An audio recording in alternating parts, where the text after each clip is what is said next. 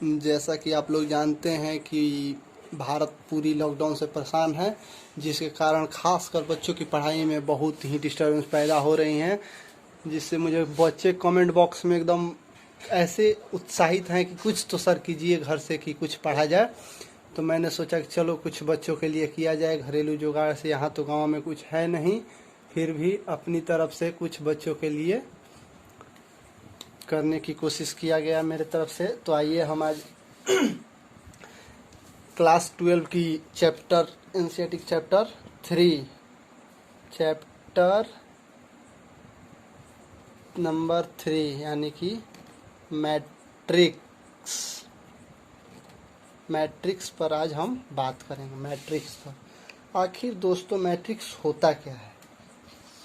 किसी भी नंबर को मैथमेटिक्स में मैट्रिक्स में यही बताया गया है कि किसी भी नंबर को जब हम रो और कॉलम में रिप्रेजेंट कर देते हैं, रो और कॉलम्स में, तो उसे हम मैट्रिक्स कहते हैं, जिसका सिंबल होता है दोस्तों ये। अब इसमें हम कुछ नंबर रिप्रेजेंट किए, जैसे कि 2, 4, 6, 8, आप कुछ भी कितना भी नंबर रिप्रेजेंट कर सकते हैं। ये सिंबल है, बस इस पर ध्यान देना है कि ये मैट्रिक्स का सिंबल है, ठीक है। तो हम देखेंगे इसमें, ये महत्वपूर्ण है, देखेंगे कि इसमें रो कौन सी है और कॉलम कौन सी है। पहले आपको ये पता होना चाहिए कि हमारी जो ये हॉरिजेंटल लाइन होती है, ये हॉरिजेंटल जो भी लाइन है, ये हॉरिजेंटल लाइन है, इसे हम क्या कहते हैं दोस्तों? रो कहते हैं। और जो ये वर्टिकल में लिखा होता है ऊपर से नीचे, इसको हम कॉलम बोलते हैं, ठीक है। तो ये हमारा हो गया रो, ये फर्स्ट रो, ये सेकंड रो, ये फर्स्ट कॉलम सेकंड कॉलम, ऐसे हुआ। रो इससे बोलेंगे और कॉलम इससे, ठीक है। अब समझ गया, जैसे कि कितने भी होता है ऐसे कुछ भी ले लेते हैं, 0, 1, 3, 4, 5, 6, 9, 8, -1, ठीक है। ये मैट्रिक्स का साइन लगा दिए। अब इसमें कितना रो हुआ?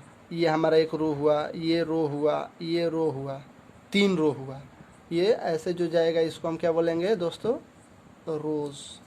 और उसके बाद जो ऐसे चिन्ह आएंगे उसको क्या बोलेंगे? कॉलम, ठीक है। ये क्लियर है? तो हम आगे बढ़ें।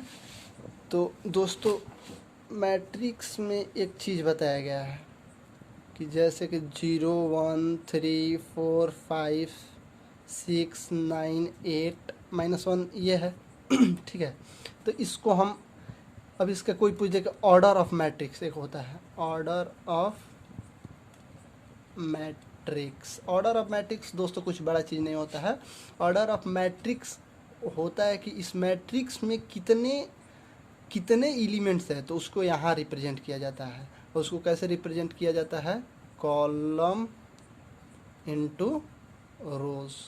बस कॉलम इनटू रो का मल्टीप्लाई कर देंगे तो इस मैट्रिक्स का ऑर्डर निकल आएगा। यहाँ हम ऑर्डर रिप्रेजेंट करते हैं। क्या रिप्रेजेंट करते हैं? ऑर्डर ऑफ मैट्रिक्स, ठीक है। ये इतना क्लियर है आप लोगों को? जैसे कि हम पूछते हैं कि इस 0, -1, 2, जैसा कि दोस्तों अब पूछते हैं आपसे कि ऑर्डर ऑफ मैट्रिक्स, इस मैट्रिक्स का ऑर्डर, जैसे कि यहाँ पर हम पहले बता चुके हैं कॉलम इनटू रोज। कॉलम कौन सा हमारा? ये है दोस्तों। चलिए तो 1, 2, कॉलम कितने हैं? 2, तो पहले 2 इनटू, अब रोज कितने हैं? ये हमारा रो हुआ, तो 1, 2 रो हैं, तो बस 2 × 2 ऑर्डर हो गया। ऑर्डर ऑफ मैट्रिक्स क्या हुआ? 2 × 2। अब यहाँ कुछ दे दे, 3, 4, 9, 8, 0, 5, 0, -1, -5 कुछ भी दे दे। तो अब इसका ऑर्डर पूछ दे, ऑर्डर ऑफ मैट्रिक्स। तो दोस्तों 1, 2, 3 रो हुए, 3 कॉलम्स हुए, सॉरी। तो 3 पहले, उसके बाद इनटू रोज कितने हैं? 1, 2, 3, बस 3 × 3 इसका जो है ऑर्डर ऑफ मैट्रिक्स हुआ, ठीक है दोस्तों। तो इतना तक आप पहले नोट्स कर लीजिए, वीडियो पॉज करके नोट्स कर लेंगे आप लोग, ठीक है, ओके। अब इसके आगे हम लोग चलते हैं। इसके आगे दोस्तों जो है कुछ मेन प्रकार, टाइप्स ऑफ मैट्रिक्स, ठीक है। क्या है, टाइप्स ऑफ मैट्रिक्स। मेन यहाँ लॉजिक है, लॉजिक समझ में आ जाना चाहिए, उसके बाद तो आप लोग कोई भी उड़ा ले जाएंगे। टाइप्स ऑफ मैट्रिक्स में हमारा जो मैट्रिक्स पहला आता है रो मैट्रिक्स, पहला जो है रो मैट्रिक्स। अब बात यहाँ आती है कि रो मैट्रिक्स कहते किसे हैं।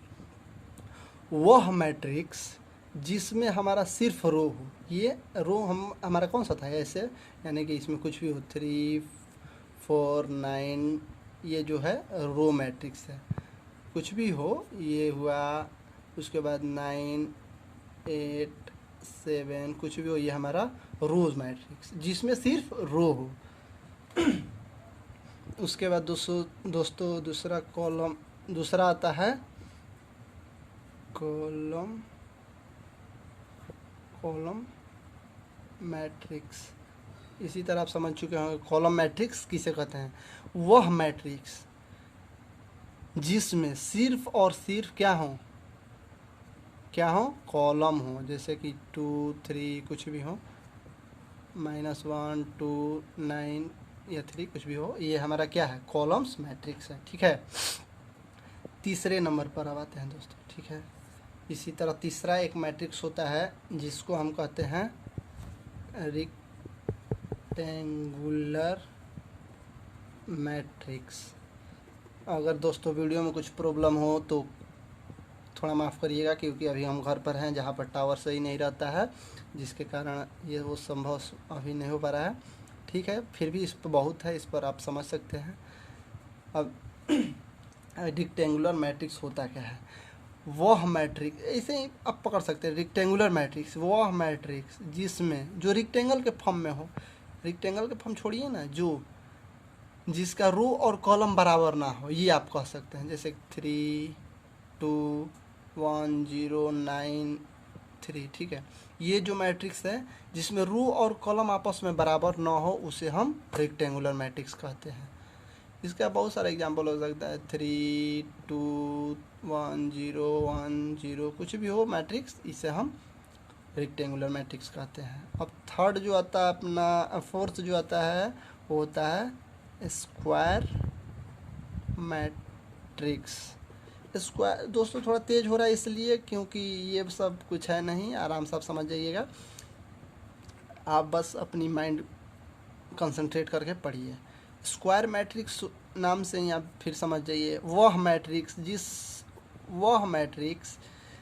जिसमें रोज और कॉलम बराबर हो, जैसे कि 3 4 2 रो है, उसकी 2 कॉलम, तो ये क्या है, स्क्वायर मैट्रिक्स। इसका ऑर्डर हम पूछ दे आपसे कि ऑर्डर क्या होगा, तो बस रोज इंटू कॉलम्स इंटू रोज, 2 इंटू 2, ऐसे इसका पूछ दें तो 2 कॉलम कितना है दोस्तों, 2 इंटू रोज कितने हैं, 1 2 3 हो गया रो, बस सिंपल। उसके बाद पांचवा जो आपको आता है आइडेंटिटी मैट्रिक्स। ये बहुत इंपॉर्टेंट रोल करता है दोस्तों, आइडेंटिटी मैट्रिक्स।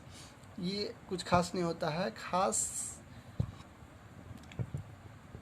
इसमें जो है वो, इसे हम आइडेंटिकल मैट्रिक्स में, स्क्वायर मैट्रिक्स को ही हम आइडेंटिकल मैट्रिक्स कहते हैं। कब, जब स्क्वायर मैट्रिक्स को हम आइडेंटिकल मैट्रिक्स कहेंगे, कब, जब इसमें 1 0 0 1 या 1 0 0 0 1 0 0 0 1, अभी हम बता रहे हैं। आइडेंटिकल मैट्रिक्स उस स्क्वायर मैट्रिक्स को कहेंगे, ये भी स्क्वायर मैट्रिक्स है, 3 इंटू 3 का है ऑर्डर, 2 इंटू 2 का है।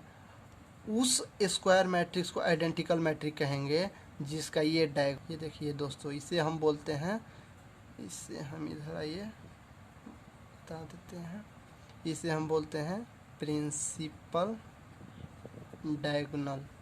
ठीक है दोस्तों, अगर जिस मैट्रिक्स का प्रिंसिपल डायगोनल सिर्फ और सिर्फ 1 हो, अब बाकी सभी एलिमेंट्स 0 हों, तो उस मैट्रिक्स को हम आइडेंटिकल मैट्रिक्स बोलेंगे। ठीक है, आइए अब हम छठे मैट्रिक पर चलते हैं। ये मैट्रिक्स समझ में आया कि नहीं?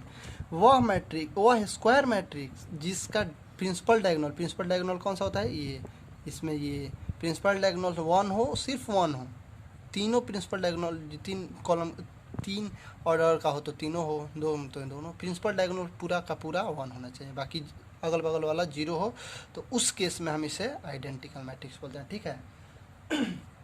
अब आइए हम छठे नंबर पर बात करते हैं। छठा नंबर पर आता है मेरा डायगोनल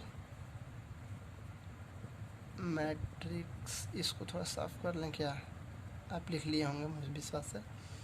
चलिए यहाँ पर करते हैं डायगोनल मैट्रिक्स। ठीक है। अब ये होता क्या, आप समझने की कोशिश करेंगे कि ये होता क्या है। अब डायगोनल मैट्रिक्स में दोस्तों वह स्क्वायर मैट्रिक्स, ये भी एक स्क्वायर मैट्रिक्स ही है, वह स्क्वायर मैट्रिक्स जिसमें प्रिंसिपल डायगोनल दोस्तों, जिसमें जैसे कि 2 0 0 0 1 0 0 0 3, वह स्क्वायर मैट्रिक्स जिसमें प्रिंसिपल डायगोनल जो कुछ भी हो सकता है, प्रिंसिपल डायगोनल कुछ भी हो, लेकिन साइड वाला एलिमेंट जो भी बचे वो 0 हो, उसे हम डायगोनल मैट्रिक्स कहते हैं। ये प्रिंसिपल डायगोनल में कुछ भी हो सकता है, नंबर कोई भी नंबर हो सकता है, लेकिन अगल बगल वाला 0 हो। इसमें क्या था कि प्रिंसिपल में सिर्फ और सिर्फ 1 होना चाहिए, बगल में सब 0। इसमें कुछ भी हो सकता है प्रिंसिपल में, लेकिन बगल में 0 से हम डायगोनल मैट्रिक्स। ठीक है दोस्तों। आइए 7वें पे चलते हैं। सतवां मैट्रिक्स हमारा जो आता है वो है स्केलर मैट्रिक्स। स्केलर मैट्रिक्स दोस्तों वह मैट्रिक्स जिसमें जैसे कि यहाँ आ जाइए 3 0 0 0 3 0 0 0 3, हाँ यहाँ ये स्केलर मैट्रिक्स, वह मैट्रिक्स जिसमें प्रिंसिपल वाला डायगोनल जो हो, प्रिंसिपल डायगोनल कोई भी नंबर हो लेकिन एक ही नंबर हो, ये कोई भी नंबर हो लेकिन एक ही नंबर हो, जैसे 3 है तो 3 3 3 से हो, 4 है तो 4 4 4 हो, इसमें क्या था कोई भी हो सकता है, लेकिन इसमें एक ही नंबर हो, उसे हम स्केलर कहेंगे, बाकी एलिमेंट्स 0 हो। आइए लास्ट देख लिया जाए 8 नंबर को हम 0 या नल मैट्रिक्स भी बोलते हैं। वह मैट्रिक्स जिसमें सारा एलिमेंट 0 हो उसे हम नल मैट्रिक्स बोलेंगे, कुछ सारा एलिमेंट 0 हो उसे नल मैट्रिक्स। ठीक है दोस्तों, ये आप लिख लीजिए, मुझे वीडियो पॉज करके लिख लीजिए।